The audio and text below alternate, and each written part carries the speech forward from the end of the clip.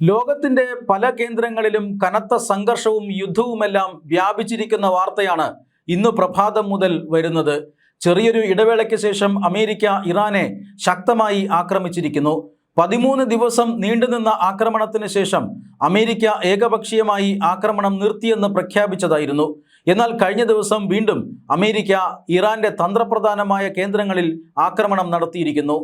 Iran American കേന്ദ്രങ്ങളിലേക്ക് ജോർദാനിൽ നടത്തിയ ആക്രമണവും ഹോർമൂസ് കടലിടുക്കിൽ അമേരിക്കൻ കപ്പലിനെ അടക്കം 3 കപ്പലുകളെ ഇറാൻ സൈന്യമായ IRGC ആക്രമിച്ചതുമാണ് അമേരിക്കയെ പ്രകോപിപ്പിച്ചത്. അതിശക്തമായ ആക്രമണം തന്നെയാണ് ഇപ്പോൾ കഴിഞ്ഞ ദിവസം അമേരിക്ക ഇറാനിൽ നടത്തിയത്. കൂടുതൽ രാജ്യങ്ങൾ പശ്ചിമേഷ്യയിൽ സംഘർഷത്തിലേക്ക് വലിച്ചിഴക്കപ്പെടുകയാണ്. ഇറാൻ അനുകൂല ഭീകര സംഘടനകൾ ഇറാഖിൽ നിന്ന് സൗദി അറേബ്യയെ ആക്രമിക്കുന്നത് കാരണം കഴിഞ്ഞ ദിവസം സൗദി അറേബ്യയും അമേരിക്കയും അതിശക്തമായ ആക്രമണം ഇറാഖിലും നടത്തിയിരുന്നു. ഹോർമൂസ് കടലിടുക്കിനെ ചൊല്ലി ഒമാനും ഇറാനും ഇപ്പോൾ വലിയ തർക്കത്തിലാണ്. അതുകൊണ്ട് തന്നെ നിരവധി രാജ്യങ്ങൾ പശ്ചിമേഷ്യയിൽ സംഘർഷത്തിലേക്ക് വലിച്ചിഴക്കപ്പെടുന്ന ഒരു സാഹചര്യമുണ്ട്. പശ്ചിമേഷ്യയിൽ മാത്രമല്ല, റഷ്യയും യുക്രൈനും തമ്മിലുള്ള യുദ്ധവും ഇപ്പോൾ കൊടുമ്പിരി കൊള്ളുകയാണ്. പശ്ചിമേഷ്യയിൽ യുദ്ധം ആരംഭിച്ചത് 2026 ഫെബ്രുവരി 28-നായിരുന്നു. എന്നാൽ മറ്റൊരു ഫെബ്രുവരിയിലാണ് റഷ്യയും യുക്രൈനും തമ്മിലുള്ള യുദ്ധം ആരംഭിച്ചത്. 2022 ഫെബ്രുവരി 24. വർഷങ്ങളായി രണ്ട് രാജ്യങ്ങളും തമ്മിൽ യുദ്ധം ചെയ്യുകയാണ്. യുദ്ധത്തിൽ യുക്രൈന് സ്വന്തം ടെറിട്ടറിയുടെ ഏതാണ്ട് 1/5 ഭാഗവും നഷ്ടപ്പെട്ടു. ഈ ഭാഗം തിരികെ കിട്ടിയാൽ മാത്രമേ സമാധാന ഉടമ്പടി സാധ്യമാകൂ എന്നാണ് യുക്രൈന്റെ നിലപാട്. എന്നാൽ യുദ്ധം ചെയ്ത് പിടിച്ചെടുത്ത ഒരു ഭൂവിഭാഗവും തിരികെ കൊടുക്കുന്ന പ്രശ്നമില്ല എന്ന് റഷ്യ നിലപാടെടുത്തിരിക്കുന്നു. അതുകൊണ്ട് തന്നെ റഷ്യയും യുക്രൈനും തമ്മിലുള്ള സംഘർഷത്തിൽ ഇതുവരെ സമവായം ഉണ്ടായിട്ടില്ല. കനത്ത ആക്രമണമാണ് ഈ അടുത്ത കാലത്തായി യുക്രൈൻ റഷ്യയ്ക്കുമേൽ നടത്തുന്നത്. റഷ്യയുടെ ആക്രമണത്തെ യുക്രൈൻ ചെറുത്ത് നിൽക്കുന്നത് യൂറോപ്പിന്റെയും അതുപോലെ തന്നെ അമേരിക്കയുടെയും സഹായം കൊണ്ടാണ്. യൂറോപ്യൻ രാജ്യങ്ങളും അമേരിക്കയും നൽകുന്ന ആയുധങ്ങൾ എടുത്ത് അതേപടി റഷ്യയ്ക്ക് മേൽ പ്രയോഗിക്കുകയാണ് വ്ളാഡിമിർ സെലൻസ്കി ചെയ്യുന്നത്. കഴിഞ്ഞ ദിവസം യുക്രൈനിയൻ പ്രസിഡന്റായ വ്ളാഡിമിർ സെലൻസ്കി ലോകത്തോടായി ഒരു അഭ്യർത്ഥന നടത്തിയിരുന്നു. പ്രത്യേകിച്ചും യൂറോപ്പിനും അതുപോലെ തന്നെ അമേരിക്കയ്ക്കും ഓടുമാണ് ഇത്തരത്തിൽ ഒരു അഭ്യർത്ഥന നടത്തിയത്. ഏതാനും മണിക്കൂറുകൾക്കകം തന്നെ റഷ്യ യുക്രൈനെ അതിശക്തമായ ആക്രമണം നടത്താൻ പോകുന്നു. ആ ആക്രമണം ചെറുക്കാൻ യുക്രൈന് ആയുധങ്ങൾ വേണം. വ്യോമ പ്രതിരോധ സംവിധാനങ്ങൾ നൽകാനാണ് ഈ വ്ളാഡിമിർ സെലൻസ്കി മിസൈൽ ആക്രമണത്തിൽ നിന്നും രക്ഷപ്പെടാൻ കരഞ്ഞു വീണ് അപേക്ഷിച്ചത്. പക്ഷേ യുക്രൈൻ്റെ ഈ അപേക്ഷ ആരും ചെവിക്കൊണ്ടില്ല. മാത്രമല്ല, ഈ യുക്രൈൻ പ്രസിഡന്റ് ഈ അപേക്ഷ നടത്തി ഏതാനും മണിക്കൂറുകൾക്കകം തന്നെ റഷ്യ കനത്ത ആക്രമണം ആരംഭിച്ചിരുന്നു. ഇത്തവണ റഷ്യയുടെ ലക്ഷ്യകേന്ദ്രം എന്ന് പറഞ്ഞത് പടിഞ്ഞാറൻ യുക്രൈൻ ആയിരുന്നു.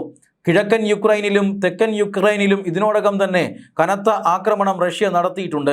അപ്പോഴും റഷ്യ വിട്ടുകളഞ്ഞിരുന്നത് പടിഞ്ഞാറൻ യുക്രൈനെയായിരുന്നു. ഇന്നിപ്പോൾ പടിഞ്ഞാറൻ യുക്രൈനെ ലക്ഷ്യം വെച്ചുകൊണ്ടും കനത്ത ആക്രമണം ഇപ്പോൾ റഷ്യ നടത്തിയിരിക്കുന്നു. റഷ്യയെ അപേക്ഷിച്ച് താരതമ്യേന ചെറിയ ഒരു രാജ്യമാണ് യുക്രൈൻ.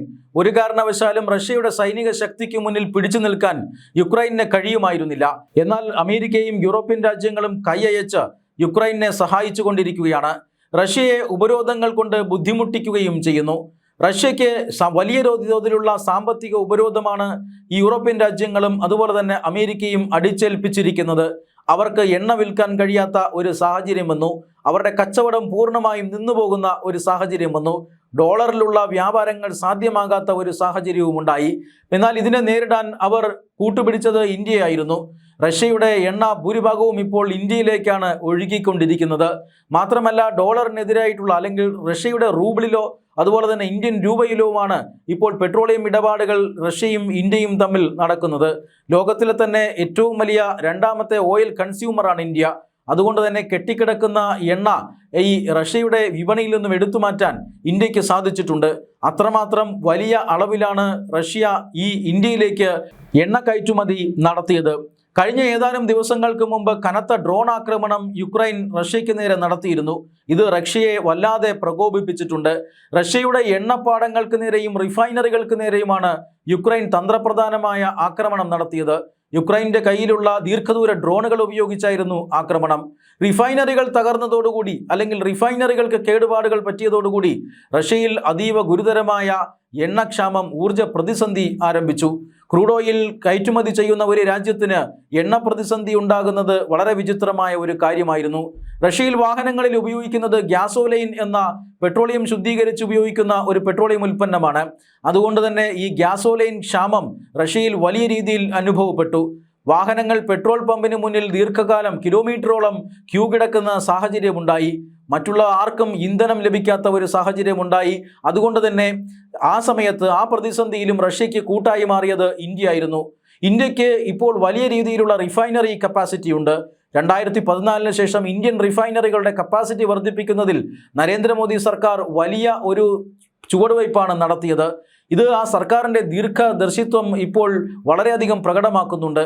യുദ്ധമടക്കമുള്ള ഒരു പ്രതിസന്ധി ഉണ്ടായാൽ എങ്ങനെയാണ് ഇന്ത്യൻ റിഫൈനറികളിൽ എണ്ണ സംഭരിക്കേണ്ടത് എന്ന് ഇന്ത്യക്ക് നന്നായി അറിയാം. മാത്രമല്ല, ഭൂഗർഭ അറകളിൽ ക്രൂഡ് ഓയിൽ സംഭരിച്ചു വയ്ക്കുന്നത് പോലെയല്ല റിഫൈനറികളിൽ എണ്ണ സംഭരണം ഉണ്ടാകുന്നത്. അത് പെട്ടെന്ന് തന്നെ യുടെ ഒരു ഷോർട്ടേജ് രാജ്യത്ത് ഇല്ലാതാക്കാൻ സാധിക്കും. അതുകൊണ്ട് തന്നെ റഷ്യയിലുണ്ടായിരുന്ന ഈ പ്രതിസന്ധി മറികടക്കാനായി റഷ്യ ക്രൂഡ് ഓയിൽ വൻതോതിൽ ഇന്ത്യയിലേക്ക് കയറ്റുമതി ചെയ്തു. അങ്ങനെ ആ ക്രൂഡ് ഓയിൽ ഉപയോഗിച്ചുകൊണ്ട് ഗ്യാസോലൈൻ നിർമ്മിച്ച് തിരികെ റഷ്യയിലേക്ക് തന്നെ കയറ്റുമതി ചെയ്യുന്ന ഒരു സാഹചര്യവും ഇന്ത്യയിലുണ്ടായി. ഇത് വലിയ സാമ്പത്തിക വിപ്ലവമാണ് ഇന്ത്യയിൽ സൃഷ്ടിച്ചെടുത്തത്. ഇത്തരത്തിൽ റഷ്യയെ പോലെയുള്ള ഒരു രാജ്യത്തിനെ സഹായിക്കാൻ ഇന്ത്യക്ക് കഴിഞ്ഞു എന്നുള്ളത് ലോകമെമ്പാടും ചർച്ചാ വിഷയമായിരുന്നു. റഷ്യ എണ്ണ വാങ്ങുന്നതിൻ്റെ പേരിൽ അമേരിക്കൻ പ്രസിഡന്റ് ഡൊണാൾഡ് ട്രംപ് ഇന്ത്യക്ക് മേൽ വലിയ നികുതിയാണ് ചുമത്തിയിരുന്നത്. ആ നികുതി പിന്നീട് പിൻവലിക്കപ്പെട്ടെങ്കിലും ഇപ്പോഴും ഏത് സമയത്ത് വേണമെങ്കിലും ഈ നികുതി ചുമത്തപ്പെടാം എന്ന സാഹചര്യമുണ്ട്.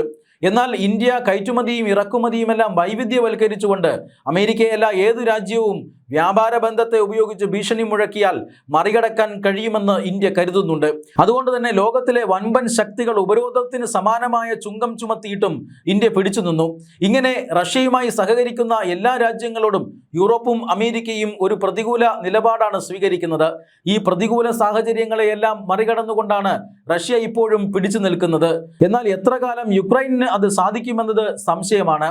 സംഘർഷം മൂർച്ഛിച്ചുകൊണ്ടിരിക്കുകയാണ്. യുക്രൈനെ പാഠം പഠിപ്പിക്കാനാണ് ഇപ്പോൾ റഷ്യയുടെ തീരുമാനവും. റഷ്യ യുക്രൈൻ സംഘർഷം അവസാനിപ്പിക്കാൻ ഡൊണാൾഡ് ട്രംപും വല്ലാത്ത പരിശ്രമം നടത്തുന്നുണ്ട്.